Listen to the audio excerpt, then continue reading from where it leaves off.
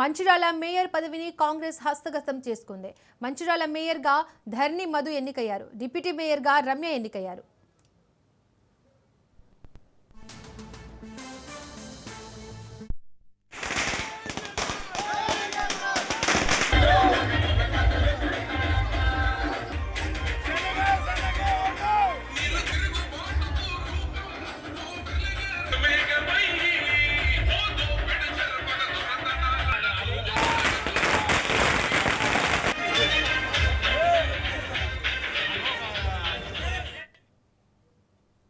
Mancherial mayor పదవిని కాంగ్రెస్ హస్తగతం చేసుకుంది.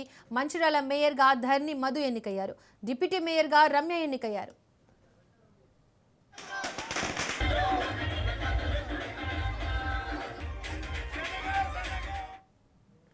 రైట్, ఇక మంచిర్యాల మేయర్ పదవిని కాంగ్రెస్ హస్తగతం చేసుకుంది. మరింత సమాచారం మా ప్రతినిధి అరుణ్ కుమార్ అందిస్తారు. అరుణ్.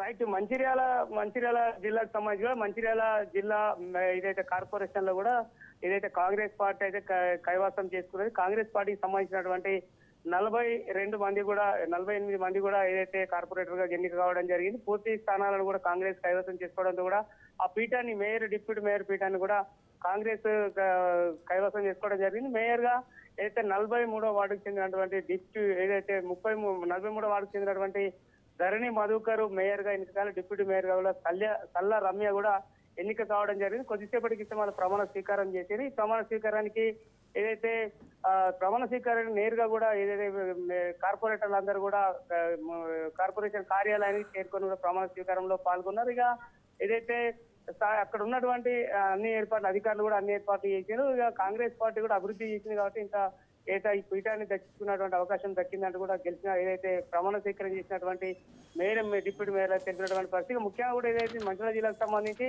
కేత్రపల్లి మున్సిపాలిటీలో కూడా ఏదైతే ప్రమాణ స్వీకారం అయితే కౌన్సిలర్ ప్రమాణ స్వీకారం వాయిదా పడ్డది. ఆసిఫాబాద్ జిల్లాకు సంబంధించి కూడా కాగజ్నగర్ లో కూడా ఏదైతే అక్కడ కూడా ఫోరమ్స్ లేకపోవడంతో కూడా అక్కడ కూడా కౌన్సిలర్ ప్రమాణ స్వీకారం వాయిదా పడ్డట్టు కూడా ఏదైతే ప్రత్యేక ఎన్నికల అధికారి అయితే ప్రకటించింది. మొత్తం కూడా మంచిర్యాల జిల్లాకు సంబంధించి ఆసిఫాబాద్ జిల్లాలకు సంబంధించి కూడా ఏదైతే అక్కడ ఆసిఫాబాద్ జిల్లాకు సంబంధించి కాగజ్నగర్ కావచ్చు, మంచిర్యాల జిల్లాకు సంబంధించి చెన్నూరు నియోజకవర్గంలోని కేతనపల్లి మున్సిపాలిటీలో కూడా ఈ 2 మున్సిపాలిటీలో ప్రమాణ స్వీకారాలు అయితే వాయిదా పడ్డాయి. మంచిర్యాలకు సంబంధించిన మంచిర్యాల కార్పొరేషన్ లో కూడా ఏదైతే ప్రమాణ స్వీకారం అయితే ముగిసింది. మొత్తం కూడా కాంగ్రెస్ అయితే 2 ఇటు మేయర్ డిప్యూటీ మేయర్ పీఠాన్ని అయితే దక్కించుకున్న పరిస్థితి అయితే కొనసాగింది.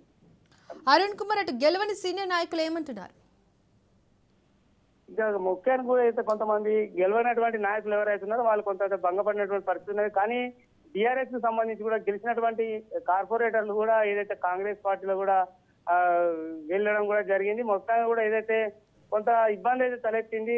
పార్టీ సింబల్ మీద గెలిచి కూడా మరో పార్టీ వెళ్ళడం కరెక్ట్ కాదని కొంతమంది ఏదైతే బీఆర్ఎస్ నాయకులు అయితే ఆవేదన వ్యక్తం చేసినటువంటి పరిస్థితి ఉంది.